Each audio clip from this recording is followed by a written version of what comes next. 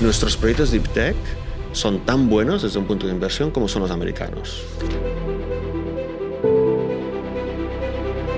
Los últimos 5 años se ha multiplicado por 9 la inversión privada en este tipo de proyectos en Europa.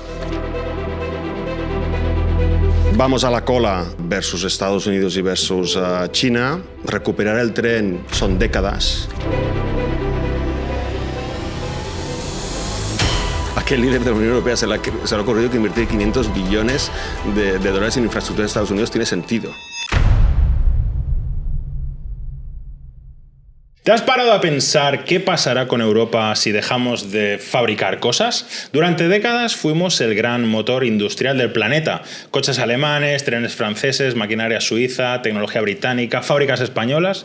Pero hoy corremos el riesgo de quedarnos atrás mientras Estados Unidos o Asia pisan el acelerador en innovación y en producción.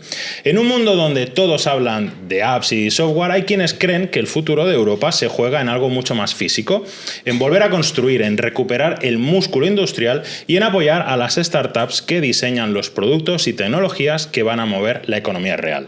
Y aquí entra en juego nuestro invitado de hoy, Oriol Pascual, CEO de East2Xped, la primera gran aceleradora europea centrada en startups de hardware. Desde Barcelona está ayudando a que innovaciones que parecen de ciencia ficción, robots, baterías, dispositivos médicos, no se queden en prototipos de laboratorio, sino que lleguen a las fábricas y al mercado. Hoy vamos a hablar de un tema que nos afecta a todos. ¿Seguirá Europa siendo un continente capaz de crear, fabricar y exportar? ¿O nos convertiremos solo en consumidores de lo que otros hagan? Quédate, porque esta charla va a cambiar la forma en la que miras a la industria, a la tecnología y al futuro de nuestra economía. Pero antes de sumergirnos en esta conversación, quiero agradecer a nuestro patrocinador Proton Go, que una semana más hace posible este episodio. Proton Go ofrece servicios de fabricación de piezas y prototipos mediante mecanizado CNC, impresión 3D y preseries de piezas plásticas obtenidas mediante moldes prototipo. Y todo a través de una plataforma online increíblemente cómoda y ágil. Os dejamos el cupón Toque de Ingenio en la descripción por si alguno de vosotros necesita algún tipo de fabricación de piezas para vuestros proyectos. Así que damos la bienvenida a Oriol a Toque de Ingenio. Hola, muy buenas. ¿Qué tal, Oriol? ¿Cómo estás? Muy bien, contento de estar aquí finalmente. Muy bien. Sí. Ha costado, porque que sepáis que Oriol vive en Finlandia, entonces organizar Finlandia para que venga a grabar a Barcelona, pues No, pero muy contento. No ha sido tan fácil. Muchas gracias, Edgar. Pues muchas gracias a ti por venir y continuando con la presentación que hablábamos, pues si te parece, encaramos por ahí, ¿no? ¿En qué punto crees que está Europa en cuanto a innovación? Lo que decíamos. De alguna manera se oyen las voces de que estamos perdiendo el carro, de que nos estamos quedando atrás, de que Asia, Estados Unidos... ¿Cuánto crees que eso es verdad? ¿O es un poco el cuento del lobo que sí, pero no? Bueno, yo creo que hay una parte muy importante que es cierto, es así, ¿no? Venimos de un continente, me gusta además que hables de Europa, ¿no? Y me gusta tener la visión europea, ¿no? Pero somos un continente... He dicho Europa, ¿no? Sí, vale, por eso sí, te digo sí. Que me gusta que no pensemos solo a nivel nacional, sino también a nivel paneuropeo, ¿no?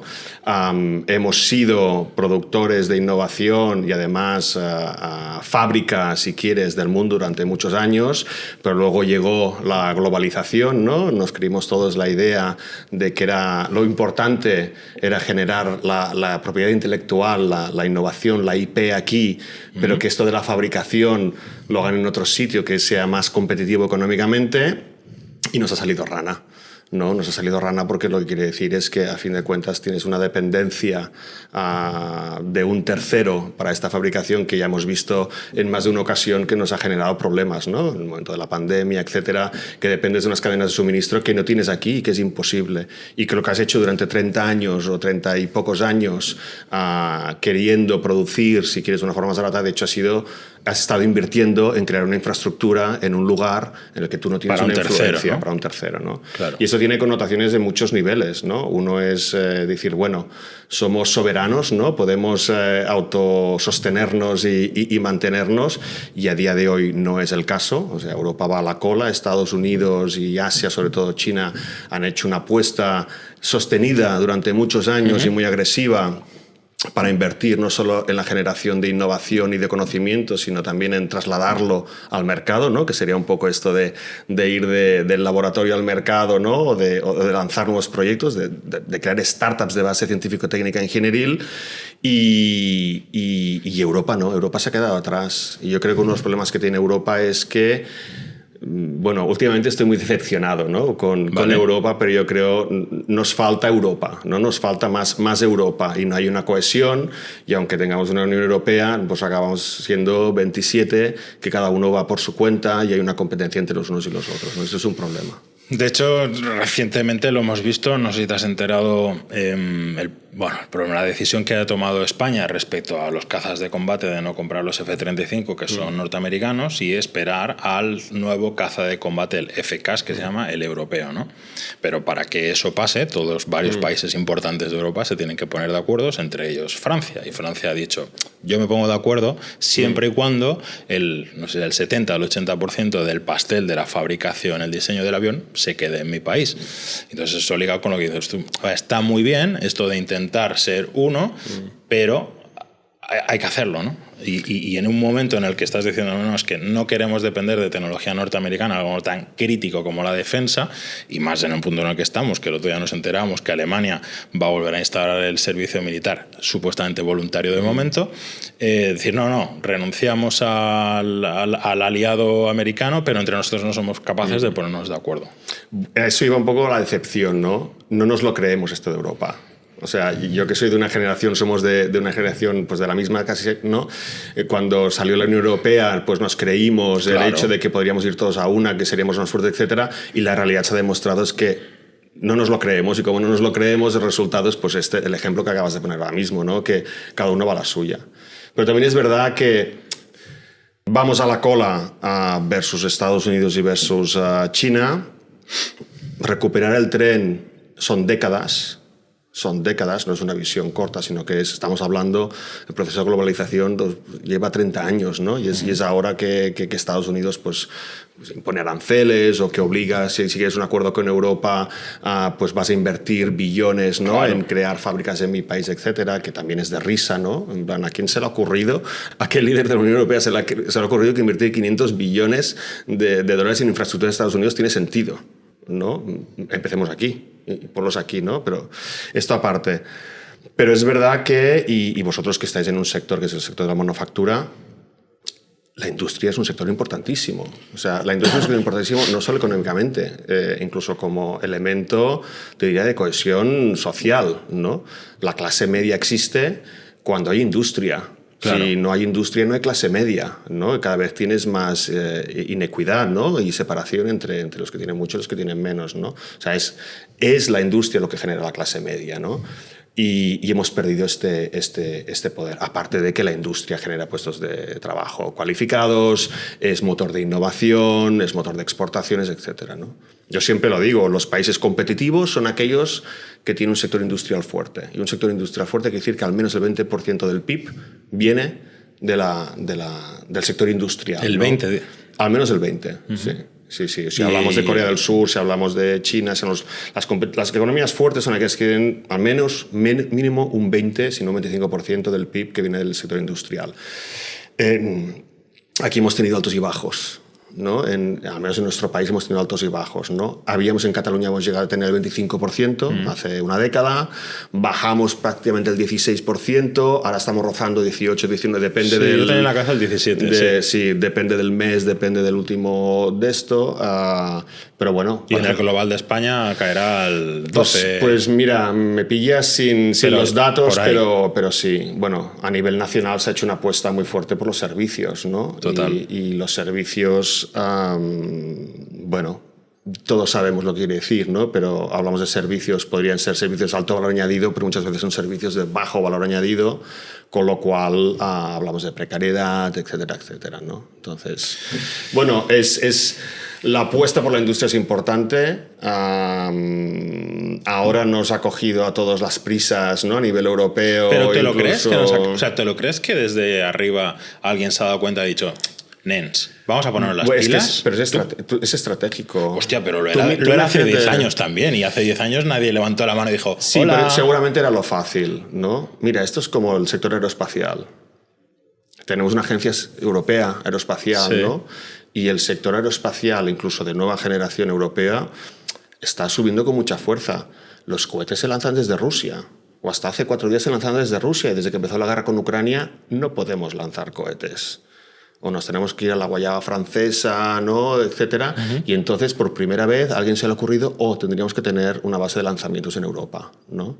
Bueno, a veces los retos se convierten en una oportunidad, ¿no? Bueno, pues si finalmente alguien decide que tenemos que ser también soberanos, ¿no? En la carrera aeroespacial, pues mira, oye, bienvenido sea, ¿no? Un primer paso. Y pasa en otros sectores, ¿no? Hablamos de la gran discusión, ¿no? De los microchips, etcétera, etcétera. Tenemos clarísimo que la economía presente y de futuro se basa en los semiconductores y que no puedes depender de un tercero. Entonces, bueno, hay cosas que son de cajón, pero seguramente no hay la iniciativa, el empuje o la ambición que tendría que haber, ¿no? Y hablando del sector emprendedor, del sector de las startups, ¿tú cómo crees que es el ecosistema de emprendedores industriales? Aquí te quiero diferenciar entre industrial respecto a cualquier otro. Bueno, pues precisamente por lo que estamos hablando, ¿no? Porque al final hay mucha app, hay mucho software, hay mucho desarrollo que al final es, bueno, pues en tecnología enmascarar un servicio, está claro, pero no tienen por qué ser algo industrial, ¿no? Entonces yo te quiero personalizar sobre el emprendimiento industrial. ¿Cómo crees que es el ecosistema europeo? Incipiente, pero con muy buenas perspectivas, ¿no? El emprendimiento, el montar, tú que tratas con startups, ¿no? En este programa, el emprendimiento tal como lo conocemos a día de hoy tiene unos 20 años de vida, ¿no? Hasta hace unos 20 años, el que montaba una nueva empresa y era innovadora, de alguna forma teníamos esta idea de, mira, es la persona adecuada en el lugar adecuado y además tiene un don, ¿no? Un Steve Wozniak y un Steve Jobs con Apple estaban en el sitio adecuado, en el momento adecuado, y además un tío que era un crack, el Wozniak o el Bill Gates, o no. Entonces, era un poco como una caja negra, ¿no? Esto de la innovación. Luego, con los años, nos dimos cuenta de, evidentemente, necesitas talento, el talento es la base, pero también hay metodología, ¿no? Entonces, el emprendimiento que lo conocemos hoy si hablamos de startups, viene marcado en hay método, ¿no? De validar, falsificar ideas, ¿no? Hipótesis, etcétera. Y cuando surge esta forma de crear nuevas empresas y de innovar, si quieres, va de la mano de la revolución industrial, ¿no? Finales de los 90, principios de los 2000, que aparece Internet y entonces aparecen nuevos modelos de negocio. Entonces nos encontramos que hay una oportunidad de generar nuevos modelos de negocio, que es innovación de base digital, ¿no? Me gusta mucho que digas esto porque es en la mayoría de casos digitalización de servicios, ¿no? Compra-venta, alquiler, encontrar... Buscadores, ¿no? Que es curioso porque durante muchos años nos hemos referido a este tipo de startups como startups tecnológicas. Correcto. Que yo siempre digo, bueno, esto es como en el año 36, la tienda, el colmado debajo de casa, se pone un teléfono. Claro. Y de repente le dices que es una empresa tecnológica. Claro. O ¿no? Las primeras páginas amarillas. Hace lo mismo que hacía, simplemente que utiliza un canal, ¿no? de llegar al cliente diferente. Pero entonces, todo esto lo explico para enmarcar que tenemos una percepción, o sea, la primera ola de emprendimiento, como conocemos hoy, va de la mano del emprendimiento digital y los servicios digitalizados, ¿no? Entonces, a día de hoy, a nivel europeo y a nivel global, pues este es un ecosistema muy maduro. Esto quiere decir que hay muchos players, ¿no? Hay muchos, no solo los emprendedores, sino también instrumentos de financiación y de inversión, de apoyo, de networking, ferias, etcétera, ¿no? Y sabemos muy bien cómo hacerlo. Luego yo te diría que una segunda ola sería la ola más en el sector salud, biotecnología, sobre todo primero con la biotecnología, ¿no? En Europa hay empresas farmacéuticas o un legado farmacéutico importante, se hace investigación a nivel pues de biotecnología también importante y hubo un segundo resurgir, si quieres, de emprendimiento. O sea, empezamos a crear empresas, unas empresas farmacéuticas y moléculas, pero aprendiendo también mucho, reflejando mucho, ostras, ¿cómo lo han hecho estos del sector digital, ¿no? Hay cosas que nos sirven aquí, ¿no? Aunque la forma de hacerlo es diferente y las dinámicas son otras, ¿no? A día de hoy, el sector biotecnológico, que luego vino de la ola del dispositivo médico, que nos acercamos más al cacharro, pues es un sector consolidado. Y un sitio como Barcelona, me gusta explicar que yo creo que el sector digital, emprendimiento digital en Barcelona fue muy de abajo arriba, ¿no? Una serie de gente a finales de los 2000 que montaron servicios digitalizados que les fue muy bien y luego reinvirtieron en crear ecosistema. Y esto nos posicionó muy bien, pero también es verdad que el sector salud, la Generalitat, hace unos 15 años hizo una apuesta por tener en la biotecnología un pilar de la economía. Y se montó una unidad que es Biocat para promocionar Cataluña como un área biotecnológica, ¿no? Atraer talento de fuera, etcétera, etcétera. Y esto ha dado sus frutos. Ha dado sus frutos. A día de hoy en Barcelona hay prácticamente 40 fondos de inversión que invierten en salud, que hace 15 años no existían, ¿eh? Y hay un hub muy importante. Y hay muchos hubs de salud, hay más de uno, pero esto no existía. Eso también te demuestra que cuando quieres, ¿no? Aquello de crear ecosistemas de emprendimiento, ¿qué funciona? ¿De arriba abajo, de abajo arriba? Tenemos ejemplos con las dos approach que han funcionado, ¿no? A día de hoy, hace 15 años, el único que invertía en salud en Barcelona era Caixa Capital Risk, era un banco. Y a día de hoy tenemos fondos extranjeros de salud ubicados en Barcelona que invierten en proyectos de aquí, es muy maduro. La tercera ola, toda esta es para llegar a donde llegamos, ¿no? Es la de proyectos industriales. De hecho, nosotros nos referimos, lo llamamos industrial tech, ¿no? Tecnologías de carácter industrial, que vendrían a ser startups de base científico-técnica y ingenieril, que generalmente, excluyendo, si quieres, el dispositivo médico, ¿no? Que tiene un ecosistema, ¿no? Todo lo que sea, pues comentabas, robótica, automatización, tecnologías limpias, movilidad, todas estas áreas. Eso está emergiendo ahora. Eso está emergiendo. ¿Qué quiere decir? No estamos al nivel de madurez de los otros dos ecosistemas, pero sí que vemos que los últimos 5 años se ha multiplicado por 9 la inversión privada en este tipo de proyectos en Europa. En los últimos 5 años se ha multiplicado por 9. Y sigue siendo el 3% de toda la inversión que se hace en Europa, ¿eh? O sea, siendo todavía una cosa... de inversión en startups, en concreto, de todas, ¿no? Exacto. El 3% de inversión venture capital, o sea, privada, que se hace en Europa, son para proyectos industriales. Es muy pequeño, es minoritario, pero es que esta inversión se ha multiplicado, ha hecho por 9 en los últimos 5 años, ¿no? Entonces, si miramos al histórico y vemos qué pasa en el sector digital, qué pasa en el sector salud, uno puede prever que en la siguiente década esto seguirá creciendo y de aquí menos de 10 años seguramente tendremos un ecosistema europeo de startups industriales, que son de startups de cacharro, maduro como los otros, que querrá decir que habrá fondos de inversión, más fondos de inversión especializados, que hay muy pocos.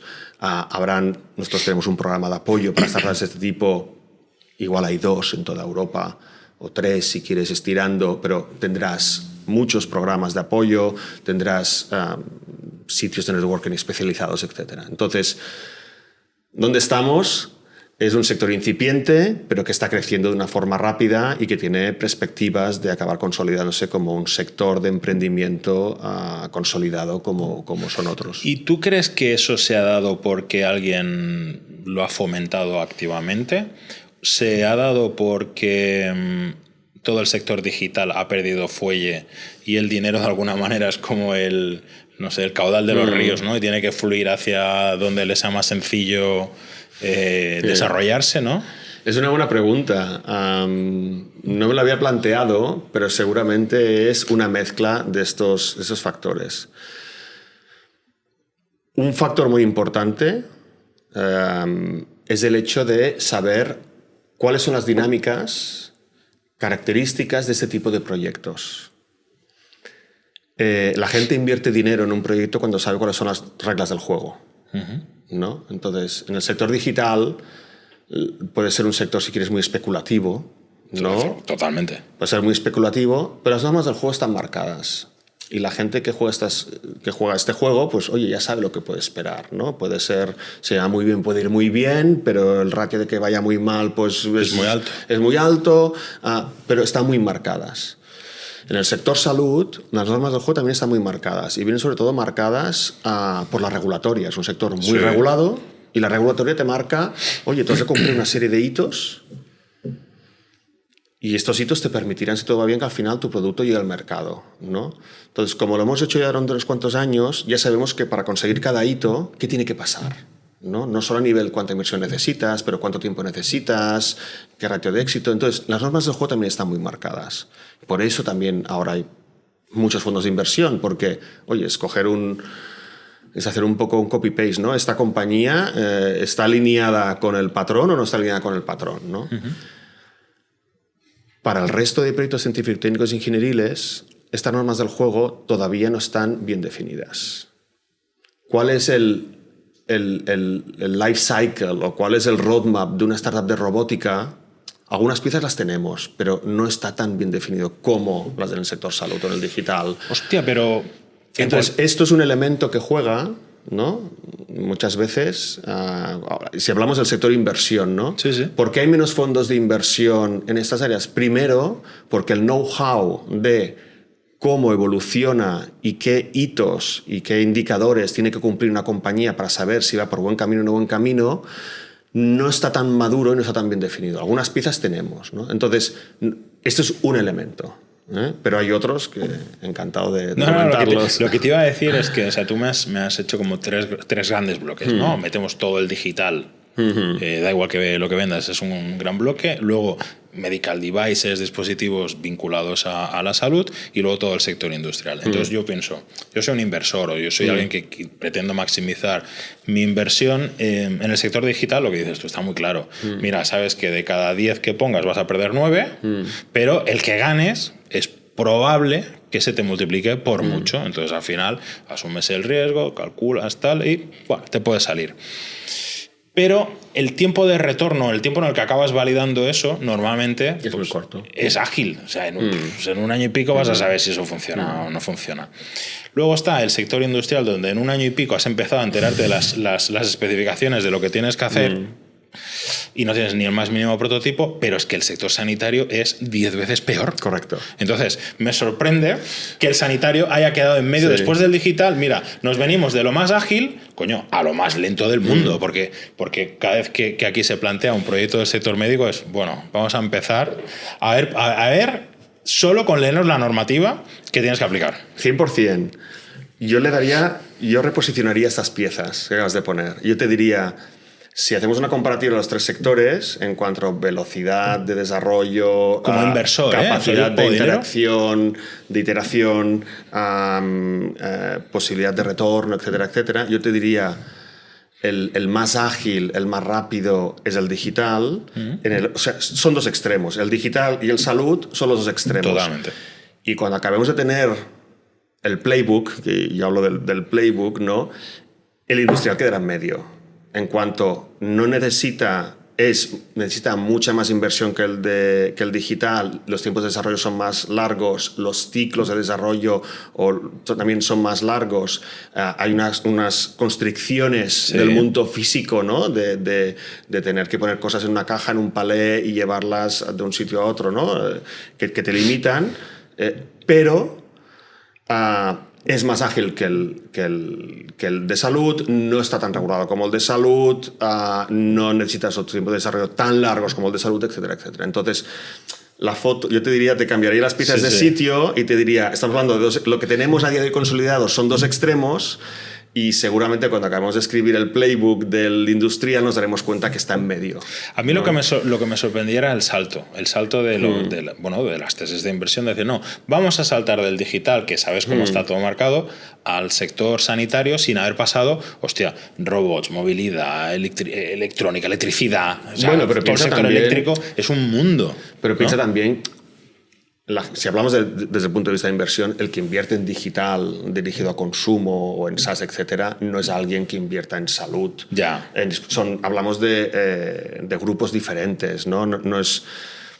No conozco todavía a nadie que haya hecho una carrera en una y diga, no, de repente me voy a poner otro sombrero que tengo que aprender un montón, ¿no? Son grupos diferentes. Y estamos hablando aquí también de una forma simplificada, ¿no? Claro. Pero sí que es así. Bueno, tú lo conocerás también por muchos de los proyectos de vuestros clientes y los que pasan por aquí, ¿no? Pero las exigencias desde el punto de vista de inversión para un proyecto industrial no tienen que ver con las exigencias de un proyecto de carácter digital, ¿no? Nada. Entonces, que también dirías, ostras, ¿cómo es posible, no? En el mundo digital tú puedes, o de los servicios digitalizados, que me ha gustado mucho que lo comentes, se valora mucho pues cuánto me cuesta adquirir un nuevo usuario, que no quiere decir cliente, ¿no? Y cuánto es potencialmente la retención de este usuario que potencialmente me puede generar en el tiempo, ¿no? Y a lo mejor no estás facturando, ¿no? Pero tú dices, no, es que gano 1.000 nuevos usuarios al mes en mi plataforma y además lo utilizan... Sin ingresos, pero... Sin ingresos, media no sé qué. ¡Ostras! ¿No? La retención es brutal y en base a esto se puede hacer una especulación, una perspectiva de esto potencialmente puede ser muy grande, ¿no? En el sector industrial, como tú conoces, trabajamos con muchas startups, van a buscar financiación privada, incluso aquellos que invierten en proyectos early stage, en nuestro caso nos metemos en compañías que tienen 3 o 4 años de vida. O sea, no empezaron ayer, pero... Y a todos les piden lo mismo. Es, tienes una primera serie industrializada, tienes el mercado validado, tienes ventas, ni que sean pequeñas. Entonces, no, vengo a ti, precisamente, porque necesito industrializar, ¿no? Y tengo que llegar al mercado y necesito este camino. No, pues cuando tengas una serie corta hecha, el producto esté industrializado y tengas primeras ventas, me vienes a ver, ¿no? Claro, son dinámicas, con esto no quiero decir que ni mejor ni peor, son dinámicas muy diferentes, ¿no? Y de hecho, luego podemos hablar un poco nosotros intentamos ayudar a las compañías a llegar a esta fase, ¿no? Porque es la fase en la que, por ejemplo, desde el punto de vista de financiación, se considera que hay una cierta validación tecnológica de mercado, etcétera, etcétera. Yo, si tuviera que hacer una especie de encuesta de todos los clientes o todos los proyectos que han pasado por I+, ¿cuántos han sido startups? ¿Y cuántos han sido empresas consolidadas, industrias de toda la vida, que han dicho, oye, vamos a sacar una nueva línea de negocio de productos, de no sé qué? Yo creo que las startups que han pasado por aquí no deberían llegar al 10%, como mucho el 15%. Entonces, como que el desarrollo industrial, de alguna manera, al menos bajo mi experiencia, siempre ha estado en manos de otras industrias que a lo mejor se han dedicado a otro sector, pero que han migrado, que han creado un nuevo producto, que el hijo del que era el antiguo gerente ha tenido una idea y lo han metido dentro del paraguas de la industria y han creado otra innovación. Eso, para nosotros, es como algo más habitual que realmente startups industriales que digan, oye, mira, tengo que las hay, pero históricamente siempre ha sido lo otro. Bueno, yo creo que esto es significativo lo que estás diciendo, ¿no? Vosotros Perdona que te interrumpa, que te digo igual un 10-15% ahora. Sí. Hace 10 años podía ser un 0%. Sí. Pero precisamente creo que es muy esto es un indicador de la madurez del ecosistema. Vosotros sois punta de lanza de esto del emprendimiento industrial. Lo que estáis haciendo aquí en Toque de Ingenio es poner foco sobre aquellos pocos, ¿no? O los que están haciendo cosas con cacharros. Sois de los primeros, ¿no? Y sois seguramente una de las muy pocas compañías que hay alrededor que se avienen a trabajar con emprendedores, con startups, ¿no? Y que estáis viendo esta evolución. Totalmente. En un ecosistema maduro hay 10 y más. Claro. Y en un ecosistema maduro hay no sé cuántos podcasts especializados, ¿no? Vosotros los cubrís todos, pero tendrás el vertical de robótica, el de drones, el de food, el de no sé qué, ¿no? El de mascotas, Entonces, esto nos demuestra dónde estamos, ¿no? Que tenemos hay un player que difunde, ¿no? Toque de ingenio, hay un player que da apoyo, que es Stuxpeed, hay dos que invierten, ¿no? Pero esto evolucionará en los próximos 10 años y acabaremos viendo que de todos los actores que requieren el ecosistema para que esto hierva, habrá especialización y esto demostrará una madurez, ¿no? Vale, nosotros, en este caso en concreto, yo mi experiencia pues, es más local. Tú que trabajas con startups de todo el mundo. Europa. Perdona, de toda Europa. El caso de Barcelona, que para mí Barcelona es un sitio muy, muy avanzado respecto a todo, ¿eh? Pero existen 10 toques de ingenio en Berlín o 5 empresas de I+, en Eindhoven, o hay sitios, Sí. hay zonas de Europa donde está como más madura toda la parte de desarrollo industrial. Sí, yo te diría que sí. Varios puntos, ¿no? Primero, nosotros nacemos en Barcelona y con una mirada muy europea, pero yo tengo clarísimo que aquí tenemos los ingredientes para ser un referente, uno de estos polos, ¿no? Acabar siéndolo. Tenemos una tradición industrial larga que entiende este tipo de ecosistemas. Se genera mucha ciencia y muy buena ciencia en centros de investigación. Tenemos una experiencia en el mundo del emprendimiento y de la inversión. Los ingredientes están. Y poco a poco los que somos actores del ecosistema pues hemos de procurar mezclarlos, ¿no? Para que se acabe creando. Pero sí que existe, no sabría decirte toques de ingenio, porque no he escuchado un podcast en alemán, pero sí que hay sitios en Europa que son polos de innovación de base ingenieril muy potentes, ¿no? En Odense, en Dinamarca, hay un polo de robótica espectacular. Universal Robots, ¿no? Correcto. Bueno, una de las empresas Universal Robots, pero viene todo de la universidad de allí, que tiene una facultad de robótica muy importante. Sí. Hay un polo de robótica brutal. Hablabas de Eindhoven. En Eindhoven, precisamente, también seguramente porque estaba Philips, ¿no? Y porque está TU Eindhoven, la Universidad Técnica de Eindhoven, se ha creado un polo de innovación de base ingenieril muy potente, ¿no? Alemania, tradicionalmente, según qué áreas, pero hay algunas áreas, por ejemplo, de dispositivos médicos, que también hay áreas muy importantes. Y yo que vengo de Finlandia, Finlandia es un país tradicionalmente ingenieril. Entonces, hay mucho ingeniero. Originalmente del sector papelero, ¿no? O sea, la industria tradicional es la del bosque y la del papel. Luego hubo... Luego se reconvirtió a Nokia, ¿no? Las telecomunicaciones, bueno, la historia de Nokia es muy larga. Nokia empezó haciendo botas de goma, y cables. Y luego, evidentemente, pues fueron punteros en las telecomunicaciones. Nokia sigue existiendo a día de hoy, pues más en torres de telecomunicación y otras tecnologías, etcétera. Fue adquirida por Microsoft, de hecho. De hecho, Bell Labs, que es uno de los centros de innovación más importantes de Estados Unidos, hay una sede de Bell Labs en Finlandia. Pero el sector papelero, que ha sido líder y que es líder a nivel global, también ha sabido transformarse y, por ejemplo, hay todo un ecosistema de innovación alrededor de productos de base vegetal. Vale.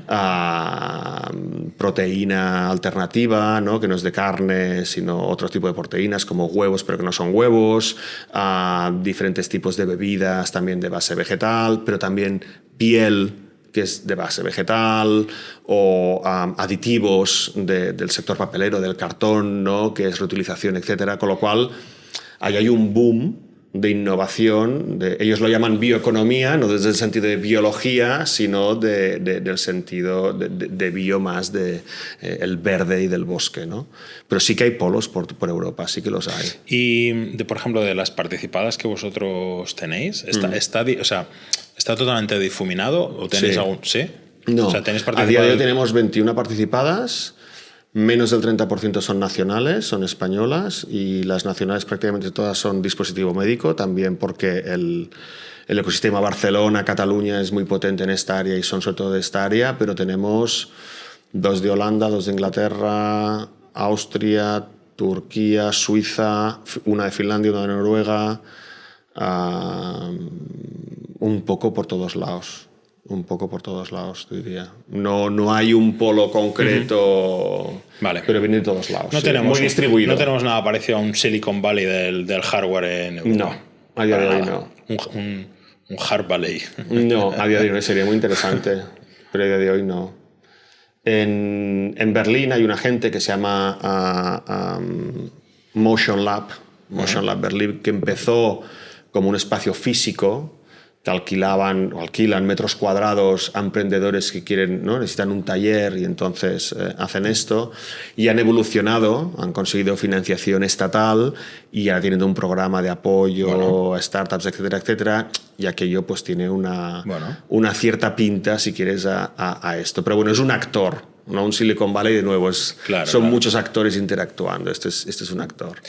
Quería comentar un poco contigo lo que es el desarrollo de un proyecto de hardware, que al final, bueno, pues una de las partes que vosotros aportáis a los emprendedores es echarles una mano en todo lo que podáis con conocimiento, formación, networking a la hora de desarrollarlo. Luego nos explicas concretamente, pero todos hemos escuchado eso de que el hardware es hard, ¿no? O sea, el hardware es duro.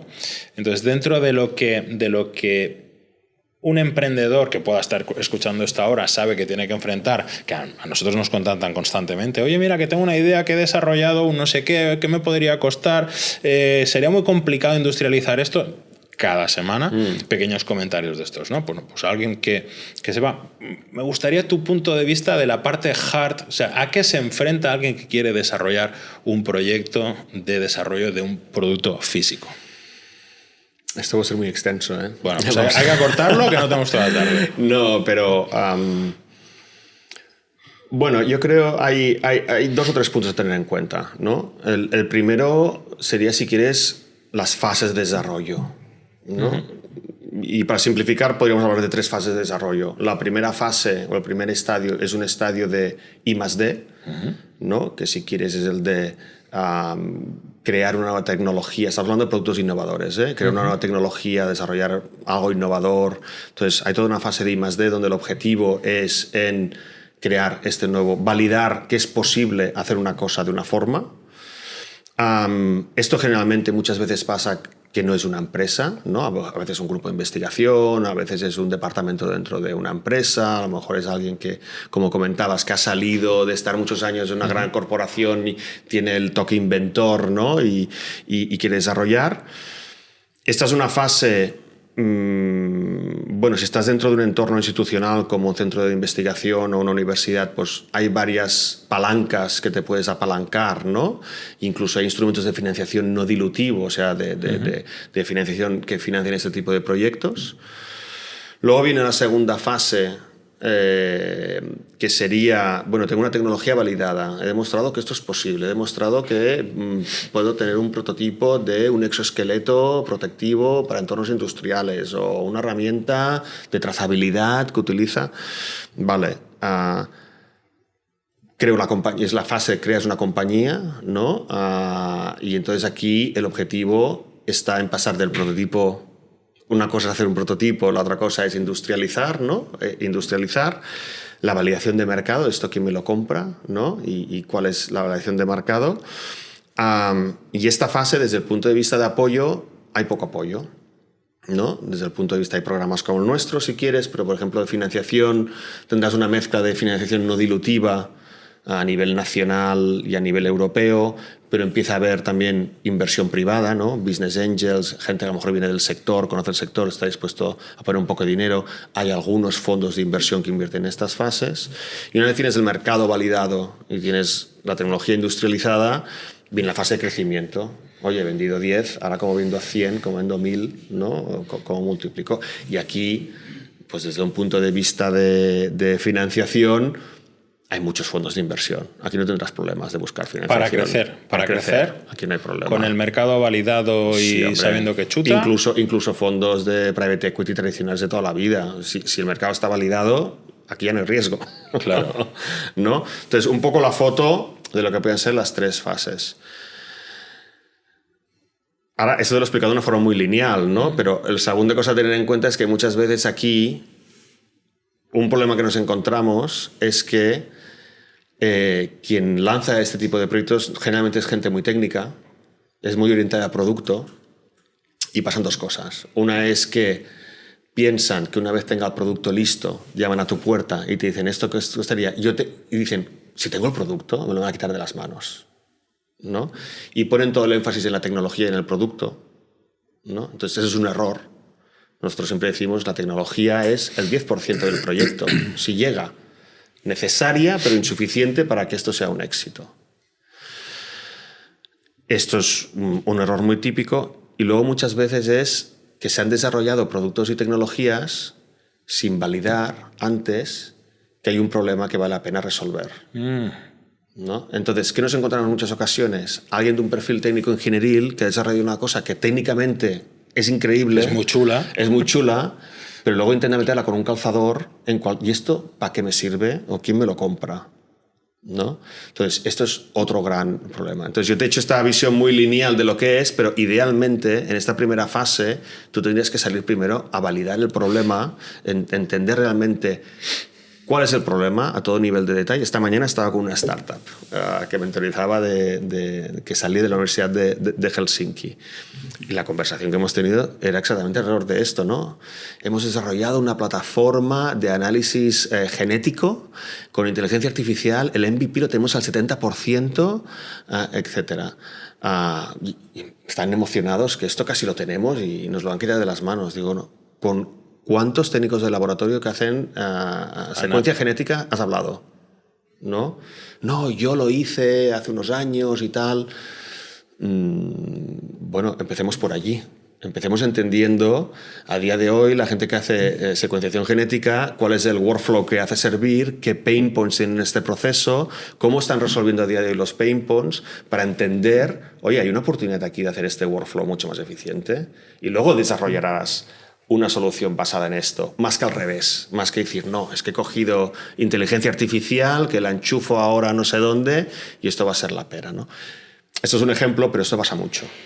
Esto pasa mucho, ¿no? Entonces tú lo que quieres en un proyecto, cuando te llaman a la puerta, seguramente lo primero es, bueno, del problema que tú quieres resolver, demuéstrame que eres un ninja, ¿no? Demuéstrame que lo sabes todo. Lo sabes todo. ¿Y qué hacks hace servir la gente hoy para resolver este problema, ¿no? Normalmente la gente, si realmente es un problema real, hay gente que ha desarrollado su propia versión, ¿no? Entonces, hay de todas ¿cómo lo hace hoy la gente para resolver este problema, no? Pues tiene un Excel conectado con un no sé qué y ahí tal, y al final Exacto. Pero algo has hecho para poder resolver. Si la respuesta es, no, es que no existe nada igual, no hay fórmula, bueno, pues sal, entiéndelo, porque seguro que hay gente ahí fuera que esto le pica, ¿no? Y que está creando su propia versión y cuando lo tengas vuelve y hay una cosa que yo les intento preguntar a casi todos los emprendedores que han pasado por aquí, que han desarrollado ellos un producto por sus medios, que es, intenta explicarme cómo hiciste la validación del mercado antes de industrializar el producto, porque después de industrializado y después de haberte gastado no sé cuántos centenares de miles que suele costar industrializarlo, bueno, pues vale, pues lo publicas en Amazon y si te lo compran lo has validado, perfecto. Pero antes de hacer esa inversión, ¿cómo lo haces? Y cada uno venía más explicado su libro. Tú, si tuvieras 2 tips... Bueno, de nuevo, yo creo que hay 2 cosas. Una es... Y aquí vamos con los anglicismos, que esto suena muy... ¿no? Pero hay 2 conceptos... Luego nos caen de hostias con los anglicismos. Bueno, puede ser, pero la verdad es que nos hemos convertido... Este es una cosa muy global, ¿no? Una cosa es el Customer Development, ¿vale? ¿No? El Customer Development es entender quién es tu cliente, qué intenta solucionar tu cliente y a día de hoy cómo lo está haciendo. Vale. ¿No? Entonces, para esto no necesitas tener un producto. O no necesitas tener un prototipo o una primera serie. Esto es ir a hablar con gente de una forma estructurada y homogénea, de forma que cuando hayas encontrado con 30, 40, pongas encima de una mesa y veas patrones. Ostras, el 40% me están diciendo que este es realmente el problema y no esto. Y mira, y aquí muchos me están diciendo que están haciendo servir el Excel conectado a no sé qué, pues aquí hay algo, ¿no? Eso es el Customer Development. Para esto no necesitas un producto. La validación de mercado realmente sería pues, que alguien te compre, ¿no? Tu producto. Entonces, aquí hay diferentes niveles de madurez. Una primera versión es que ofrezcas un servicio más que un producto, ¿no? Que digas, oye, el problema es este, ¿no? Yo te lo voy a resolver. Idealmente igual lo haces con una máquina, lo haces con un de esto. Pero igual una primera versión te lo hago yo de forma artesanal, buscándome recursos, etcétera. Pero ahí estás validando, hay alguien que está dispuesto a pagarte para que resuelvas ese problema. Eso es una validación de mercado y no necesitas un producto. Igual una segunda fase es, y tenemos algún ejemplo aquí de la casa, que tengas una primera unidad, que te la habrás hecho con mucho esfuerzo, etcétera, etcétera, pero que te sirve para demostrar que esto existe y que es verdad, ¿no? Y pienso en el caso de Mixo, por ejemplo, ¿no? Que es que con una unidad y con la energía que necesitas, ¿no? Como es el caso del equipo que hay detrás de Mixo, te vas por todas las discotecas enseñando la máquina y demostrándola y haciéndote vídeos y viendo. Y entonces dices, hay gente que está dispuesta a que le ponga un cacharro, una máquina de vending, de cubatas en una discoteca, que es desde cuándo hay vending en una discoteca. Entonces lo aceptan, están dispuestos a pagarme, están dispuestos a compartir revenues, etcétera. Vale, pues ahora como voy de 1 a 5 y como voy de 5 a 20, etcétera, etcétera, ¿no? Sería la segunda fase. Y la tercera es, pues oye, tienes un producto industrializado. Con esto te hago un poco... bueno, hay niveles, y lo que requiere es, en el nivel 1 es... no diría imaginación, pero sí creatividad y decir, yo voy a resolver el problema. Yo voy a resolver el problema. Tú, ¿no? Esto es como si alguien, pues yo qué sé, que alguien tiene problemas de traducción y no sabe cómo traducir, no sabe que existe Google Translate o lo que sea y tal. Oye, ya te lo hago yo, dame. Y luego al final le quieres vender una máquina que hace traducciones de una forma tal, ¿no? Tú estás por atrás por la noche traduciendo, ¿no? Bueno, esto es una cosa aprendida del mundo digital. Sí, tal cual. ¿No? Las validaciones de proyectos digitales muchas veces se han hecho así, que es tener, cayó una compañía de Singapur, India, hace 3 meses, de inteligencia artificial. Los que hacían el app por detrás. Claro, y tenía 700 ingenieros detrás que lo hacían de forma manual. Vendían que tenía un algoritmo, ¿no? Etcétera, etcétera, un LLM, y tenía 700 ingenieros indios haciendo de forma manual. Bueno, una cosa es lo que le hayas contado a los inversores, ¿no? Claro. Que esto no está bien. Pero como validación de mercado es un método muy válido. Totalmente. ¿No? Aquí han pasado más de un emprendedor que han hecho sus validaciones de mercado vendiendo el producto en impresión 3D. Antes de hacer moldes, antes de gastar dinero. Es verdad que el producto a ti como fabricante te va a salir mucho más caro que si haces un molde, pero bueno, oye, tú lo puedes publicar, lo puedes vender, se lo puedes entregar a un tío y quizás no es el producto perfecto, pero oye, cumple su función. A día de hoy, si consigues venderlo, validado. Hay otro que me gustaba mucho que decía, tú haz la web de lo que tengas que vender. Claro, esto es B2C. B2B habría que ver. Bueno, también se podría hacer. Haz la web de lo que quieras vender y publicítala. Y véndelo y que la gente te pague. Y aunque te hayan pagado, luego les devuelves el dinero, le dices que te has quedado sin stock, haces lo que sea, pero tú vende. Cuando hayas conseguido vender, aunque sea falso, entonces te planteas desarrollar el producto. Hasta hubo uno que me dijo que había intentado vender por Wallapop. Se había hecho unas fotos, no sé qué, y yo he intentado venderlo por Wallapop. Entonces, cuando la gente veo que tiene interés, y digo, hostia, esto pero mueve, eso, ¿no? Si te viene alguien así, te demuestra que tiene madera para hacer esto. Claro. ¿No? Que es un poquito lo que decíamos antes. Porque es alguien que tiene ingenio para decir cómo resuelvo, cómo yo, cuando me encuentro con un reto que es tengo que ver el mercado, cómo puedo hacerlo y de una forma coste eficiente. Total. ¿No? Mientras que otra persona que piense, no, hasta que no tenga todo esto perfecto, la primera serie perfecta, que me la haga la gente de más y tal, yo esto no puedo salir, mal vamos. Es un red flag de cómo van a ir las cosas, ¿no?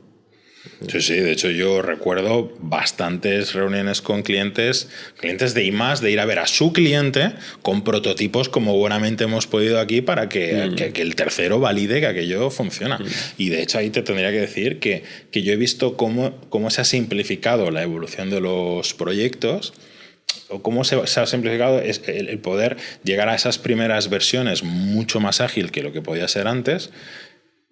Y te incidiría en dos tecnologías concretas. Una es la impresión 3D, que yo ya, te iba a decir, yo nací con la impresión 3D, no nací, pero sí que nací profesionalmente. Ya cuando me incorporé al sector, pues estaba empezando a ser incipiente, pero yo ya al principio, con 20 años, ya podía hacer alguna impresión 3D y con eso validar. Y luego lo otro, lo que nos ha ahorrado mucho tiempo y mucho dinero es todo el sistema Arduino, Raspberry Pi y demás, que es muy fácil programar una PLC industrial que existe desde hace muchísimos años, llevado 40 años, a un dispositivo físico que tú fácilmente puedes conectar una pantallita con unos sensores, con una pequeña base de datos, ¡pam!, y aquello funciona. Bueno, eso agilizado. De hecho, lo que acabas de decir, ¿cuántos ejemplos conocemos de eso? De que las primeras series es Las un han vendido con Arduino encapsulado en una carcasa hecha en impresión 3D. Sí. Y podemos hablar de toda una serie de categorías de productos que ha sido eso. Y que a lo mejor, y que se plantearon a lo mejor, porque conozco casos, que se plantearon a crear sus propias PCBs cuando hubo la crisis de los Arduinos. Correcto. Bueno, de las Raspberry Pis también, ¿no? Que los precios estaban por las nubes, que no encontraban sentido. Y dijeron, bueno, igual es hora de que tengamos nuestra propia PCB y que incluso sería más eficiente, ¿no? De hecho, Arduino ahora últimamente no lo sé, pero al principio cuando empezamos a hacerlo no tenía marcado CE. Entonces no podías comercializar aquello con Arduino. Y dices, hostia, es que no puedo hacerlo. Entonces era todo, bueno, pruébalo, pero me devuelves el prototipo, pero te lo dejo 3 días, pero no podías venderlo. Estaba bien. Y estaba pensando que nosotros, igual que los chicos de IGNIC tienen una tertulia que es, creo que se llama de 0 a 1 millón o algo así, nosotros teníamos que hacer del prototipo a las 5.000 unidades, ¿no? Vamos a hacer la tertulia de la 1 a la 5.000 y que cada uno pasara por aquí y nos explicara, a ver, ¿tú cómo has hecho para llegar a tus primeras 5.000 unidades, ¿no? De fabricar lo que sea? Ostras. Porque de hecho ahí para mí es el gran reto. Es un reto enorme. De los 3 grandes bloques del desarrollo del proyecto, tener el prototipo y medio validarlo, hombre, bueno, requiere tiempo, esfuerzo, dedicación, dinero seguro. Pero normalmente la gente cuando hacen sus planes de desarrollo de la empresa, de qué es lo que van a hacer, suelen infravalorar el coste de la industrialización. Y eso es algo que nosotros siempre, desde el primer día, decimos, oye, espera, que da igual lo que te cobre yo por el proyecto. No, lo que yo te cobre por el proyecto, por el prototipo, no es tu dolor de cabeza. Tu dolor de cabeza es lo que viene luego. Bueno, y esto es un punto también, volviendo a la pregunta anterior, ¿no? De las fases y que tener en cuenta. Que en esta fase intermedia también nos encontramos muchas veces, dices, no, monto la compañía, ¿no? Y hay que validar el mercado, etcétera. Muchas veces nos encontramos con proyectos que no se dan cuenta que no van a ser capaces de sobrevivir gracias a la venta de su producto durante unos cuantos años. Claro. 5 o 6 años. De hecho, normalmente las compañías que nosotros trabajamos que tienen 3 o 4 años de vida, tú puedes contar que los siguientes 5 años no vas a vivir de vender productos. Igual tienes algún tipo de ingresos, pero no vas a vivir de eso.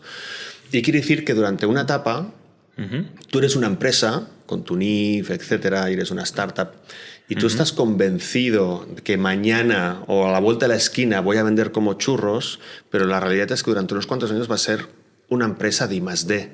O sea, una empresa que todavía vas a estar haciendo desarrollo, aunque no sea el desarrollo básico, pero sea más de cara a la primera serie, la industrialización. La cuestión es cómo vives o cuál es el modelo de negocio para una empresa que su actividad core es I+D. Entonces, esta es otra cosa a tener en cuenta, ¿no? Muchas veces, bueno, la tensión que se genera en proyectos de este tipo es porque hay esta visión y estas ganas de ¿no? Te enseñan los roadmaps. El año que viene estoy vendiendo. Va a ser que no. Y vamos a facturar. Sí, y vamos a facturar, ¿no? El año que viene facturamos ya $500,000 en ventas y no sé qué, no sé cuántos. Bueno, yo creo que vas a tener vas a dormir mejor cuanto antes asumas que esto no va a pasar. Que no va a ser así, que tú vas a ser una empresa de I+D durante mucho tiempo y la pregunta es, ¿yo cómo me financio durante todo este tiempo? Y de aquí una combinación de cosas, ¿no? Pues hay financiación no dilutiva, a lo mejor en el campo en el que estás puedes ofrecer servicios basados en tu tecnología que te sirve para validar tu tecnología internamente, antes no la saques y puedes facturar, pero bueno, te puedes meter en proyectos europeos, consorcios, etcétera. Pero esto hay una cosa que hay que tener en cuenta. Sí. Y esto va a la par con como las 5.000 unidades que comentabas antes. Sí, la tertulia del prototipo a las primeras 5.000. Claro, para nosotros eso es algo, te dirá, muy habitual, que la falta de realismo de los emprendedores cuando quieren enfrentar un proyecto de estos, que aparecen aquí con una idea que la pueden haber madurado, incluso validar el modelo y todo lo que tú quieras, y se presentan aquí en septiembre y te dicen en Navidad, quiero salir en la campaña de Navidad. Dices tú. ¿Qué me estás Pues contando? ahora tendría que salir de la línea de producción ahora. Claro, tío. ¿Quieres salir en la campaña de Navidad de aquí a 3 años? Porque ahora, no, 3 años no, pero vamos, el año que viene seguro. Pero eso es algo muy habitual, que incluso hasta me sorprende hostia, que le tengas que explicar a alguien, oye, mire, que es que solo hacer un molde, ya no, el proyecto, un molde, pues 2 o 3 meses vamos a tardar. Llegar, montar, ensamblar, validar el marcado CE, no sé qué. Pero volvemos a lo mismo. Esto es porque esta industria o este ecosistema es poco maduro, no hay ejemplos o hay muy pocos ejemplos. O sea, lo que estáis haciendo vosotros, este podcast es oro en el sentido de que por primera vez, de una forma más o menos masiva, se difunden las historias de la gente que ha hecho esto y lo comparte. Claro. Pero tampoco, esta es otra, tampoco no hay foros, muchos foros que se encuentre esta gente y se expliquen las historias, ¿no? Así como en el mundo, hablas de INNIC, ¿no? O sea, INNIC es brutal a muchos niveles, pero uno de los elementos creo que es más importante es el hecho de una forma consistente durante muchos años, los jueves por la tarde, puertas abiertas, vamos a compartir historias, vamos a aprender el uno del otro, etcétera, etcétera. Esto es un caldo de cultivo, total, ¿no? Yo, incluso para gente de nuestro sector, yo se lo digo, ¿no? Claro, yo aprendí un montón de ellos. Y le digo, ¿tú empiezas, sabes un poco de esto? No, pues mira, vas a hacer varias cosas y les doy como 2 o 3 tips, pero un tip es, los siguientes 4 jueves tú te vas a INNIC. ¿Por qué? Verás, el primer día no conocerás a nadie, pero a la segunda o tercera vez que vayas verás a caras familiares y con morro te acercas a la gente y empezarás a oír que la gente utiliza una terminología, que habla de un tipo de cosas, qué es importante, qué no es importante, empiezas a interactuar. Y esto todavía nos falta un poco en este ecosistema. Entonces, la gente viene aquí pues, con poco entendimiento de lo que es un proceso de este tipo, pero también es verdad que no hay mucha difusión, no hay mucho conocimiento, las historias de éxito que nos contamos todos, ¿no?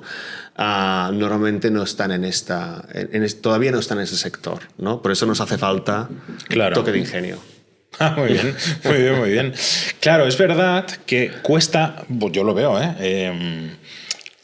que industrias consolidadas, que venga aquí el CEO de una empresa consolidada que factura no sé cuántos millones ya y te explique sus fracasos o lo mal que lo pasó para industrializar aquel modelo. Bueno, hace poco vino el de Rieju, joder, que es una empresa histórica y nos explicó cosas muy buenas, pero el tío nos explicó cosas muy malas. Oye, mira, yo cuando vendo más de 20.000 motos pierdo dinero. Yo decía, o sea, ¿pierdes dinero si vendes más de 20.000? Sí, como tengo que vender 20.000 la una me va a costar muchísimo dinero. Entonces nos explicó por qué yo tengo las líneas de producción montadas para hacer 20.000. Si vendo más, tengo que ampliar producción, tengo que contratar gente, tengo no sé qué, y deja de ser tan eficiente, entonces palmo. Y hostia, claro, es un poco antiintuitivo, ¿no? Que vender más te haga generar pérdidas, ¿no? Bueno, pues cosas de esas que al final, joder, es oro para que alguien neófito lo pueda escuchar, no está tan extendido. No es tan fácil que venga un CEO y te explique qué mal lo ha pasado haciendo no sé qué. O que venga alguien como tuviste a Thalia Bonmatí, ¿no? De Deanbeat.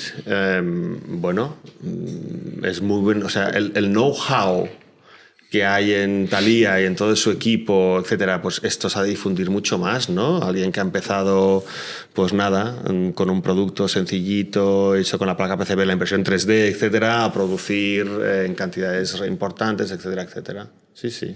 Escucha, vosotros que tenéis una oficina muy chula en Norsken, sí. En vez de los jueves que hay que ir a INNIC, haced los martes de tertulias de hardware, ¿no? Y quedamos allí. Hacemos muchos eventos. Nos lo planteamos, bueno, nos faltan manos, diría, a día de hoy. Pero sí que es verdad que a la mínima que podemos, somos mucho de montar actividades físicas presenciales.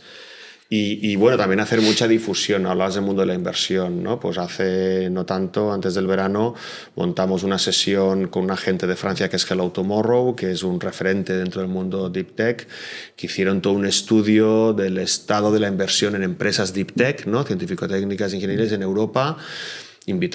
Trajimos a 120 inversores, la mayoría de ellos no de este sector, para explicarles, oye, ¿cuáles son los in and outs de invertir en empresas Deep Tech, ¿no? Y nos dieron 2 inputs muy interesantes, ¿no? El primero es que si hablamos de proyectos Deep Tech, tenemos esta visión que Estados Unidos está mucho más avanzado, pero la realidad es que las startups Deep Tech europeas o los fondos de inversión que invierten en startups tienen una rentabilidad a la par con los americanos. Con lo cual, cuando estamos hablando de este sector, hemos empezado hablando de cómo está la industria establecida, ¿eh? Sí. Pero cuando hablamos de lo emergente, nuestros proyectos Deep Tech son tan buenos desde un punto de inversión como son los americanos. Que esto es un ostras. Calla, que no vamos mal, ¿no?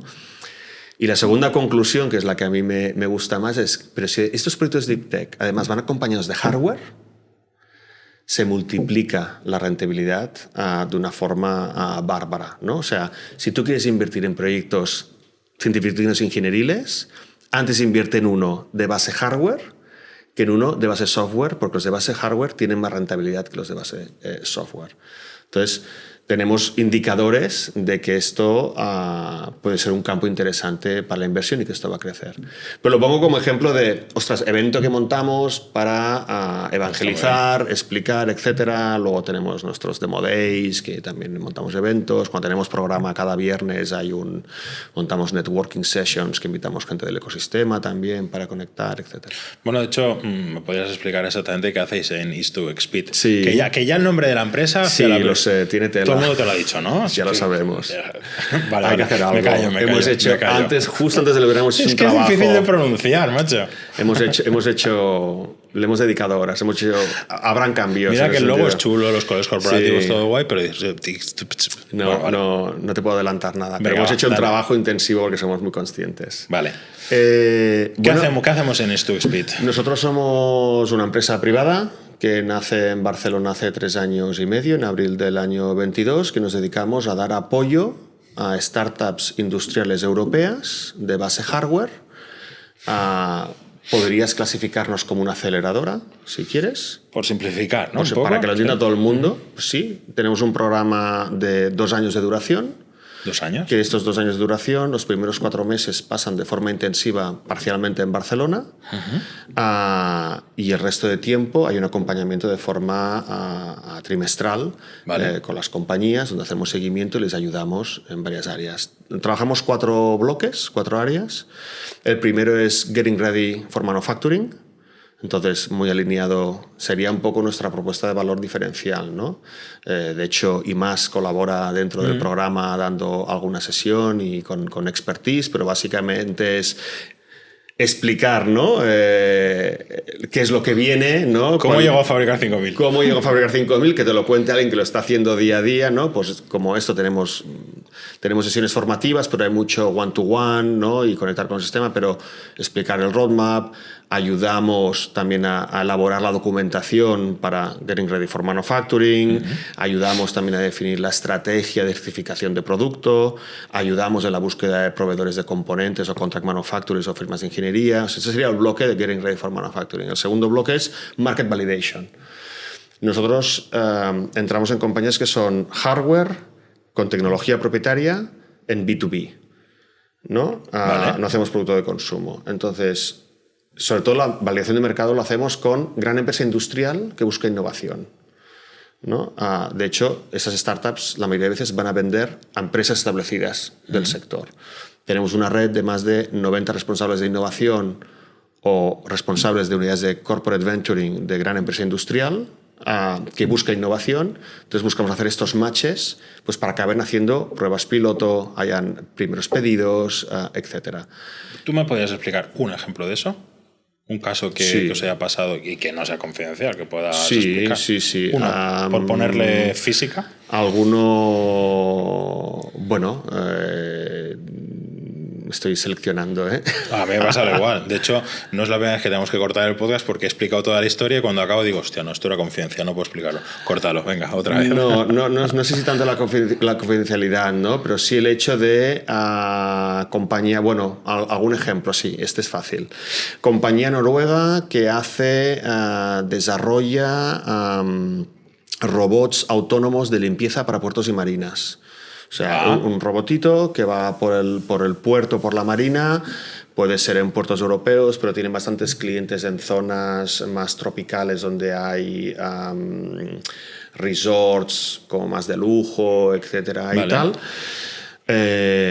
nosotros no teníamos, en aquel momento no teníamos este contacto, pero por ejemplo desarrollamos toda una red de contactos con las autoridades portuarias de puertos de España y gracias a nuestro apoyo acaban firmando contratos con un par de puertos para llevar su producto allí. Vale. Y nosotros esto lo hacemos muy hands-on, ¿no? O en el último programa, el último cohort, una startup inglesa que tiene un diagnostic device, un dispositivo diagnóstico para pediatría, que están buscando, ya de cara a hacer las pruebas clínicas, necesitaban el acceso a los hospitales. Nosotros les conseguimos firmar 9 letters of intent, cartas de interés, de hospitales españoles que una vez está acabado la primera versión del dispositivo quieren hacer pruebas clínicas. O sea, damos un apoyo muy hands-on, va muy caso por caso, pero sí que hay una parte en cuanto a valoración de mercado que es, oye, vamos a trabajar bien la propuesta de valor, vamos a entender quién es tu interlocutor, pero luego también hacerlo pasar. El tercer bloque es equipo y operaciones, y aquí pues mucho tiene que ver con lo que decíamos antes, ¿no? Equipos muy ingenieriles, cómo les aportas elementos y también cómo haces entender que hay mucho más que el producto, ¿no? Y luego también... Hay que explicar lo que es el marketing. Explicar lo que es el marketing, pero también incluso pues, cosas básicas de vamos a desarrollar un sistema de indicadores, de trazabilidad, de cómo van las cosas, ¿no? Procesos y procedimientos, pues para que ordenar un poquito las cosas. Y el cuarto bloque es crecimiento. Y crecimiento para nosotros es desarrollar una estrategia de internacionalización y de financiación a medio y largo plazo, que financiación para este tipo de proyectos incluye una parte de no dilutivo, financiación pública y financiación privada dilutiva. Entonces es un programa que dura 2 años, los primeros 4 años son intensivos, las compañías vienen de toda Europa, vienen a Barcelona. Tenemos casos ya que esto me enorgullece, ¿no? Volviendo un poco al por qué lo hacemos esto de compañía inglesa que ha pasado por nuestro programa, gracias a esto cierra un acuerdo con un cliente aquí, decide establecer compañía aquí, empieza a contratar a gente aquí, tiene 12 personas contratadas también aquí en Norsken, ¿no? Buscamos muchas cosas, pero esta es una de las cosas que buscamos, claro. ¿No? Que compañías de fuera que son altamente innovadoras vengan aquí y hagan este tipo de actividades. Y nuestro modelo es un modelo, que a lo mejor es la siguiente pregunta, nosotros cogemos participaciones... Había otra antes, pero bueno. Cogemos participaciones de las compañías, valoramos nuestro apoyo en una cantidad de dinero y entonces lo que hacemos, capitalizamos esto con participaciones, les emitimos una factura que en vez de pagar con cash nos pagan participaciones y gestionamos esto como una cartera de participadas. Tenemos 21 compañías y lo que aspiramos es que cogemos compañías a una valoración y que al cabo de 3, 4 años, 5 años... que ese es el plazo, esta valoración haya hecho 1 por 2 o 1 por 3 y en un momento determinado pues salir de la compañía. 2 por 3 no es una barbaridad. No, pero está muy bien. No, claro, sí. Pero aspiramos a que la norma general sea esta.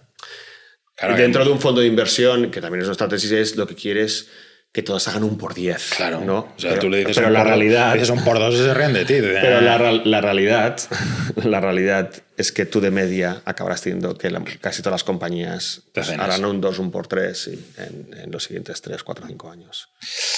No, lo que te iba a preguntar es, en el momento en el que vosotros entendéis que una startup está madura como para poder pasar a formar parte de vuestro programa. Porque entiendo que no cogerás a un, vamos a llamarle iluminado, oye, mira, que es que he pensado que... No te servirá eso. No, primero, nosotros necesitamos, como criterios básicos, ha de haber una tecnología validada con un prototipo funcional. Vale. ¿Me lo vas a enseñar? No quiero un render, enséñame. Y es un prototipo funcional, que sabemos todos lo que es, sale un cable por aquí, pero más de demostrar que la tecnología está validada, que la tecnología sea propietaria. Y esto no quiere decir que esté patentada, pero la inventiva es propia. O sea, no estamos hablando de que he cogido un producto de catálogo y le he puesto una marca encima. Sí. ¿No? La inventiva le he cambiado el color a un aspirador que compro no sé dónde. Exacto. Y ahora limpias el aeropuerto. Exacto.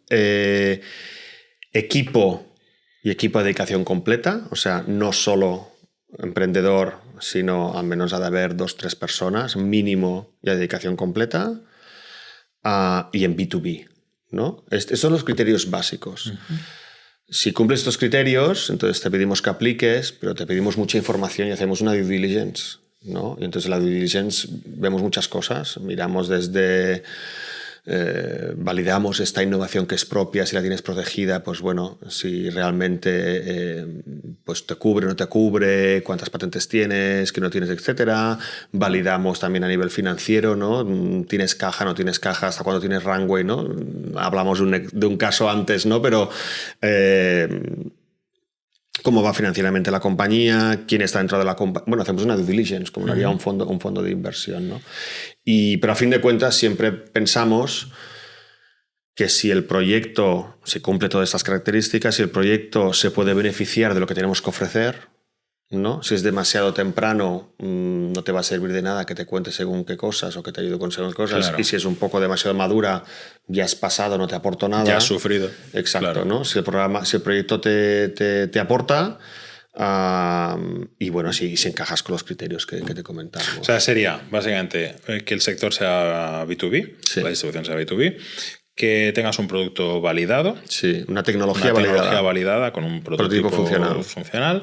Que la tecnología sea propietaria, correcto. Es decir, que no sea una adaptación de un tercero. Y equipo a dedicación completa. El equipo a dedicación completa. Equipo quiere decir más de uno y a dedicación completa. Y sois transversales en cuanto al sector. Somos bastante transversales, pero es verdad que tenemos 4 verticales, ¿no? Que es movilidad, tecnologías limpias, que tecnologías limpias sería agua y energía, lo que llamamos industria 4.0, que sería cualquier cosa que hace procesos industriales más eficientes o más seguros, desde un exoesqueleto protectivo a una herramienta de trazabilidad, pero también un ecosistema de producción de lentes de alta definición, y dispositivo médico. Dispositivo médico, porque hay un histórico, ¿no? Pero dispositivo médico, que sobre todo es diagnóstico.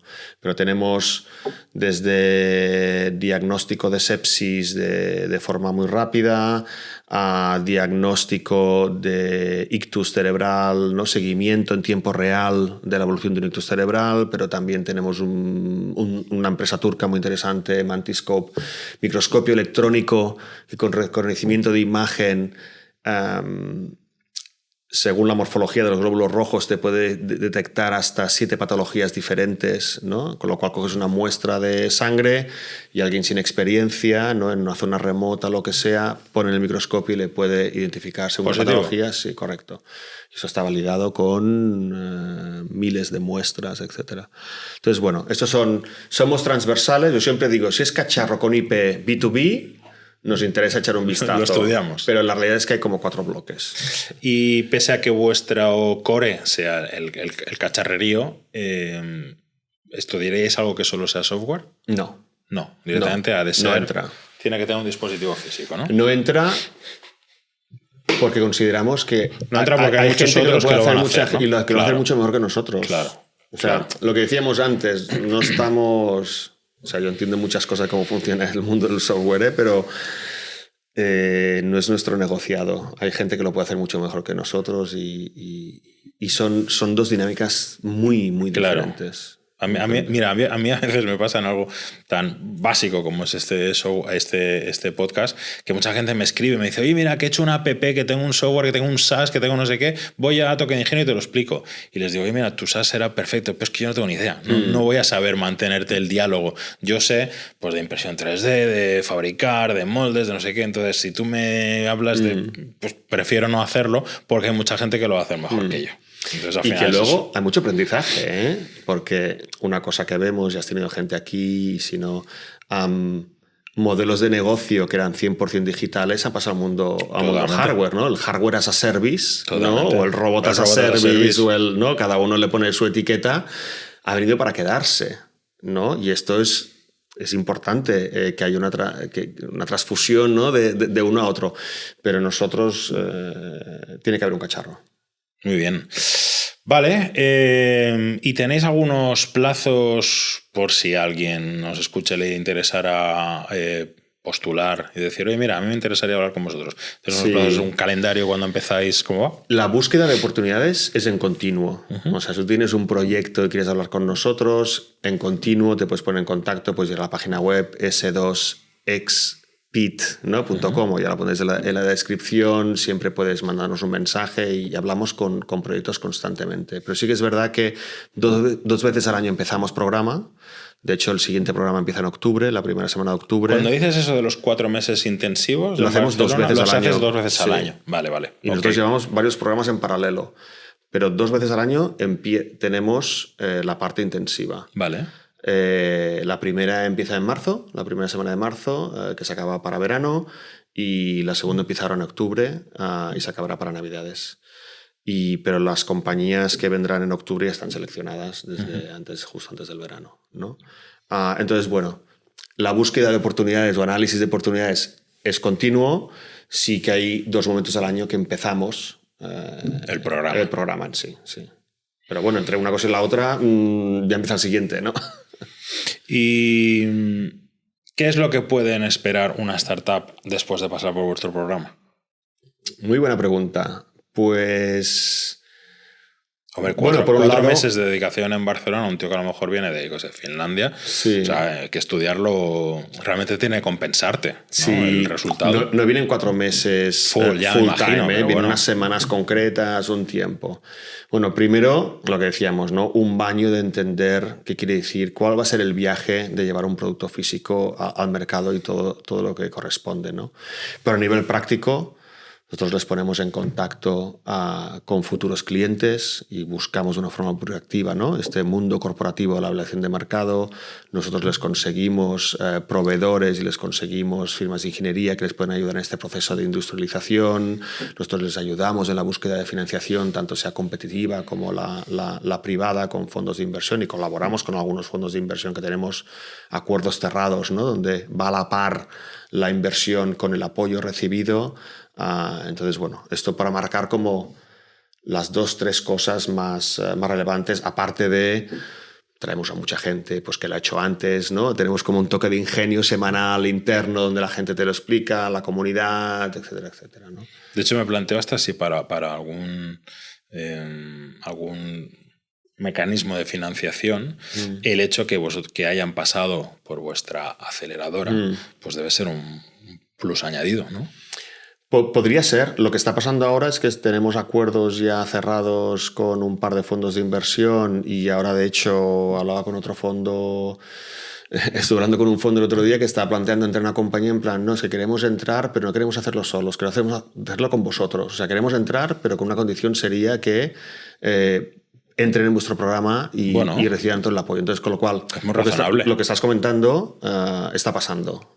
Justo está pasando. Este año ha sido el primer año que ha empezado a pasar esto. Es muy razonable. Yo, si tengo que poner pasta en un negocio, me puedo fiar de la tecnología y del equipo, pero oye, mira, si estás más acompañado o si sabes que vas a estar relacionado con gente que te va a ayudar en todo, joder, pues mi dinero está más asegurado, ¿no? De alguna manera. Es muy coherente. Correcto.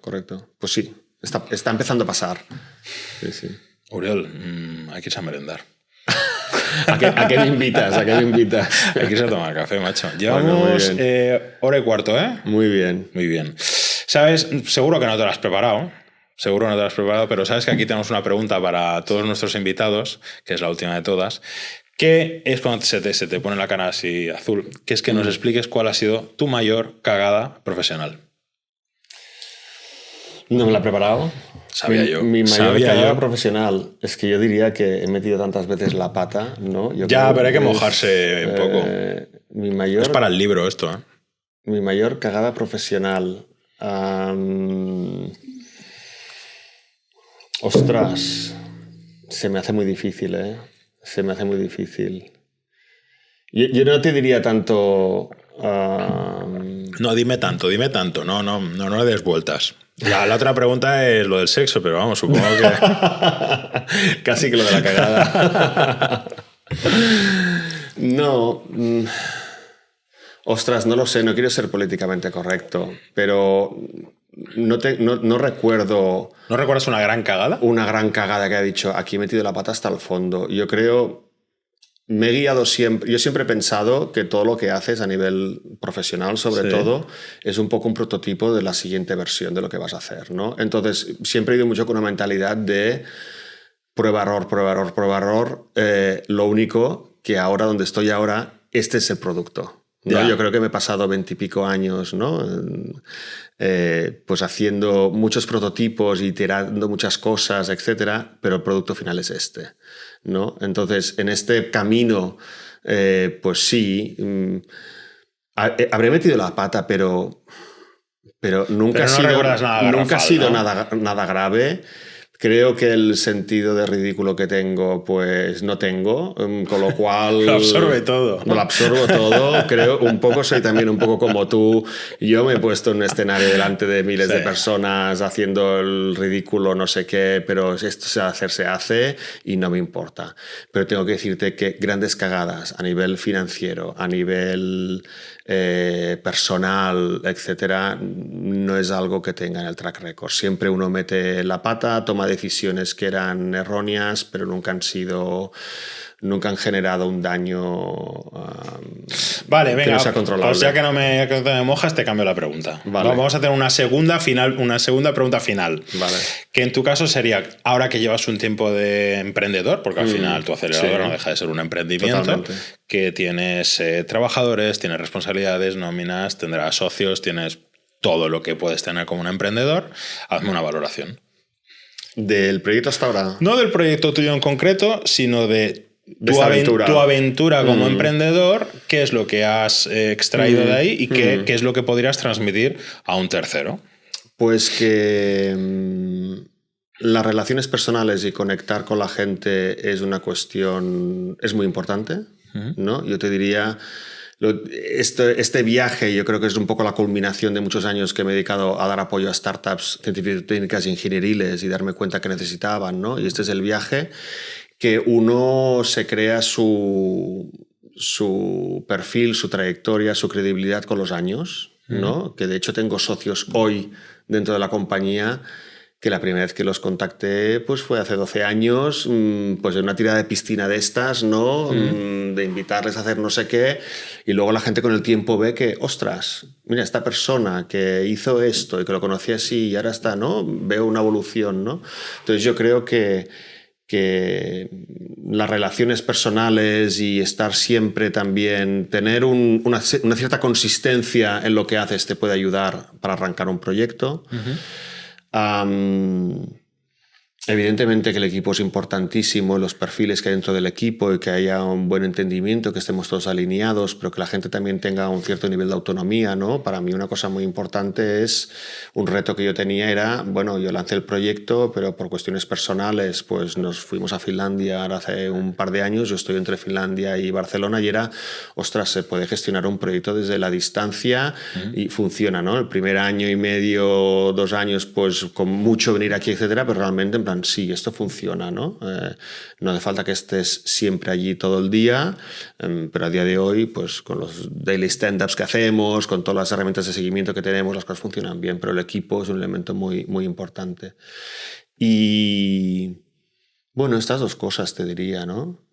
Seguro que si nos tomas más que un café o una cerveza, me saldrían muchos más de este viaje. Y que luego que ser emprendedor es resiliencia. Yo creo, o sea, a nivel emocional, pues es una montaña rusa, ¿no? Y esto es un tópico, pero es verdad.